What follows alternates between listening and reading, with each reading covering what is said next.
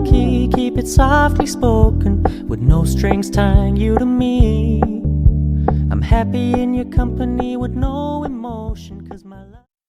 Salut et bienvenue sur la chaîne Emero le biochimiste. Aujourd'hui, nous débattrons sur la séquence 12 du programme de SVT-EEHB de première D. Il est intitulé Le phénomène d'altération des roches et ses conséquences. Tout d'abord, il est primordial de commencer par le titre, parce qu'il faudra comprendre qu'est-ce qu'une roche. Dans le mot altéré, que signifie altération et quelles sont donc les conséquences de cette altération.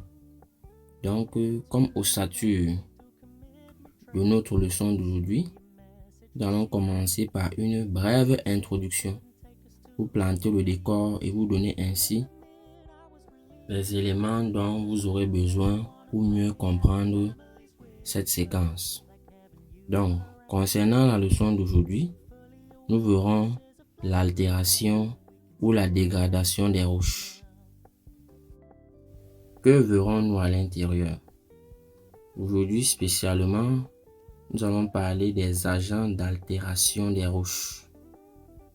Concernant ceux-ci, nous parlerons de 3 agents d'altération, commençant par le plus évident de tous, l'eau, comme agent d'altération. S'en suivra l'action des êtres vivants, encore appelée l'altération biologique. Et nous allons donc achever comme facteur ou agent d'altération, nous verrons l'action du climat. Et nous allons faire une conclusion pour sortir de cette leçon. Donc, installez-vous confortablement et profitez de cette vidéo. Sans plus tarder, entrons dans la première articulation. Nous allons faire une introduction générale. Donc, le titre étant très révélateur, nous allons partir de l'écorce terrestre. Parce que l'écorce terrestre est constituée de plusieurs types de roches. Nous avons par exemple les roches magmatiques, les roches métamorphiques et les roches sédimentaires. La déformation de l'écorce terrestre est à l'origine des reliefs que nous observons aujourd'hui. La question qu'on pourrait se poser, comment est-ce que ces reliefs font pour être modélés? Quels sont les agents qui concourent à la modification de l'aspect de l'écorce terrestre? C'est là où nous en venons à l'érosion. L'érosion produit des sédiments et ces sédiments sont transportés jusqu'au niveau des bassins sédimentaires. Maintenant, ces sédiments vont donc subir des modifications pour donner de nouvelles roches appelées roches sédimentaires. Donc, nous allons donc voir l'altération de ces roches. Quels sont les agents qui concourent à modeler ces différentes roches-là? Sans plus tarder, entrons dans le vif du sujet. L'altération ou dégradation des roches. Il faut comprendre et maîtriser la définition d'une roche. Une roche est un matériau constitutif de l'écorce terrestre. L'altération de la roche est donc l'ensemble des mécanismes physiques et chimiques qui transforment cette roche en sédiment. Donc on retient déjà qu'il y a 2 sortes de transformation ou d'altération. On a une altération physique et une altération chimique. Quels sont donc les agents d'altération? Commençons par le plus évident de tous, l'eau chargée de CO2, encore appelé acide carbonique. Comme vous l'observez, pour former de l'acide carbonique, nous avons besoin d'une molécule d'eau plus le CO2 qui va donner H2CO3, encore appelé acide carbonique. Quel sera donc l'effet de cet acide carbonique sur les roches? Il est essentiel de comprendre que son action sera différente selon le type de roche concernée. Nous prendrons ici plusieurs exemples. Nous allons débuter par l'action de l'eau sur le granit. Venons-en au fait. Qu'est-ce que le granit? Il faut comprendre que le granit est une roche de nature magmatique. Précisément, c'est une roche plutonique car elle se forme en profondeur et elle présente une texture grainue. Cela signifie que son refroidissement s'est passé en profondeur et ce refroidissement a été lent. Et texture grainue signifie que ces cristaux sont visibles à l'œil nu. Quels sont donc les différents minéraux contenus dans le granit? Nous avons le quartz, cristaux gris et translucides. Nous avons le feldspath et nous avons les micas. Donc nous avons mica noir, mica blanc. Maintenant, comment est-ce que l'acide carbonique va agir sur ces derniers? Déjà, il est à noter que sur un massif granitique, on peut observer deux types de fissures. Nous aurons les macro-fissures ou les macro-fractures, appelées diaclases. Donc les diaclases sont les macro-fissures observables sur un massif granitique. Et nous aurons également les micro-fissures qui ont besoin du microscope pour être visibles. Ces fractures vont donc servir de zone d'infiltration des eaux de pluie dans le massif granitique. Donc, il faudra comprendre que l'eau d'infiltration agit de deux manières sur le granit. Nous aurons une action mécanique et cela se fera par le gel et le dégel de l'eau qui va permettre donc une destruction mécanique du granit.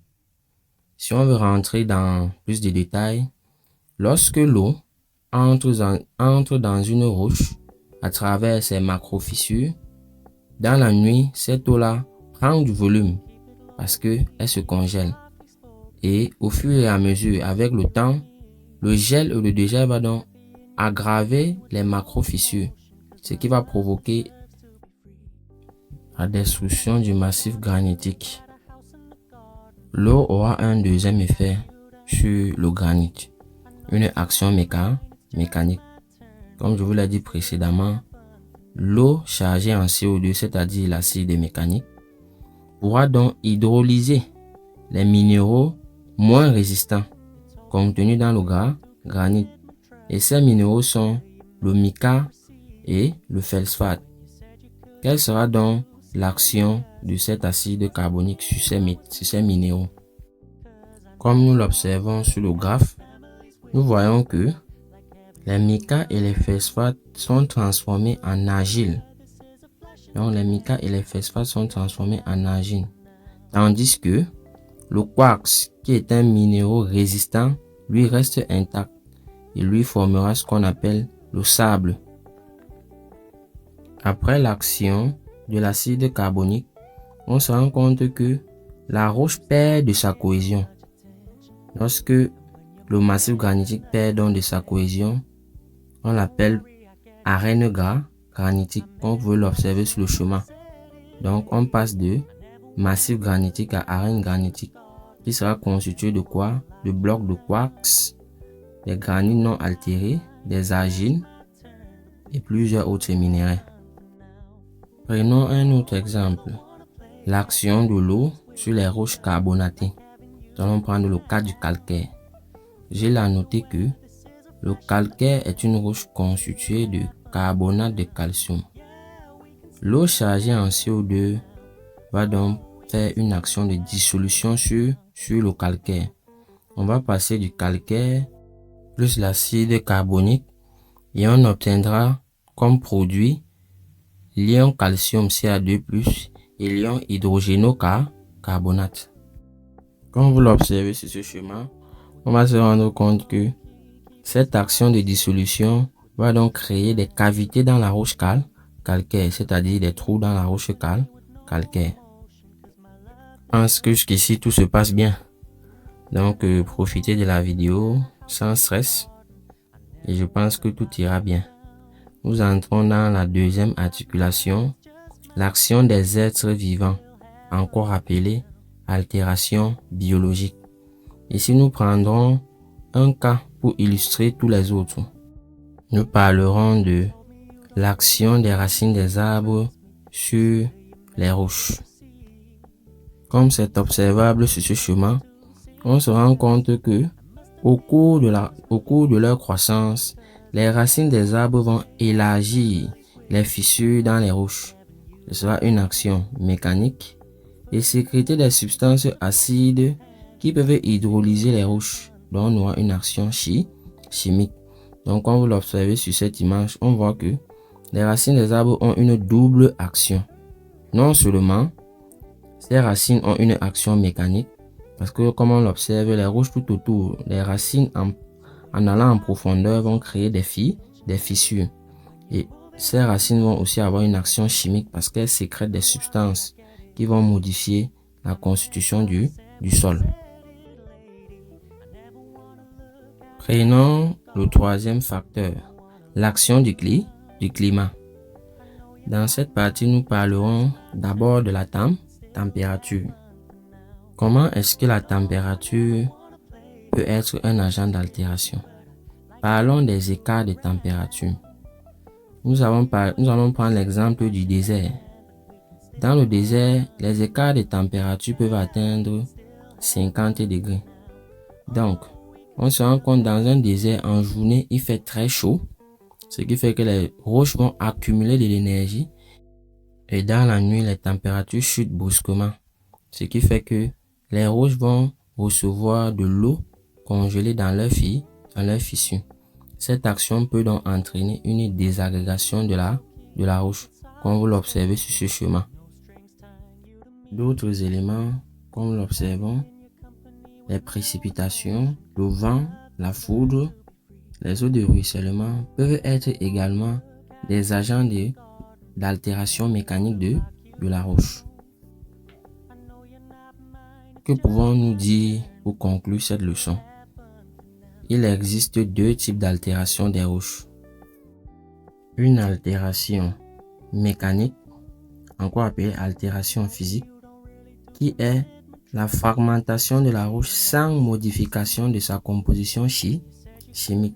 Donc, au cours de l'altération mécanique, il n'y a pas de modification de composition chimique. Et nous avons l'altération chimique ou encore altération minéralogique. C'est la modification de la composition minéralogique d'une roche. Dans la prochaine vidéo, je vais vous faire la suite de cette séquence. Nous allons voir le devenir des produits d'altération des roches. Donc sur ce, si le contenu vous a intéressé, n'oubliez pas de vous abonner à la chaîne, de liker et surtout de partager aux autres. D'ici là, portez-vous bien et continuez à vous apprêter pour l'échéance. Bonne préparation de votre examen.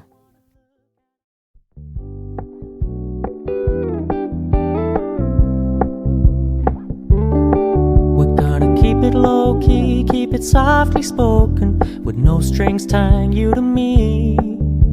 I'm happy in your company with no emotion, 'cause my love deserves to be free.